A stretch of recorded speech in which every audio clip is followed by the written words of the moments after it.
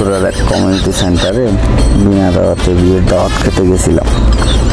আমার dress up পুরা হিরোদের মতো, হিরো হিরো ভাব। আমার ভাবটা এমন ছিল, মনে হচ্ছিল পুরো প্রোগ্রামটা আমাদের। মেয়ে পক্ষের হয়ে গেট ধরছি, সবার সাথে চিল্লায় শরবত খাওয়ালাম তাদেরকে।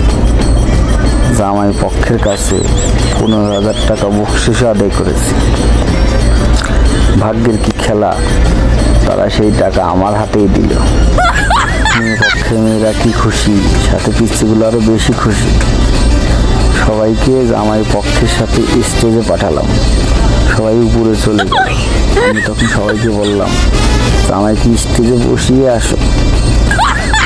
এর মধ্যে আমিও চলে আসলাম। ভিডিওটা যখন আপলোড দিতেছি তখন আমি কমিউনিটি সেন্টারের সামনে একটা চায়ের দোকানে বসে বিড়ি খাচ্ছি।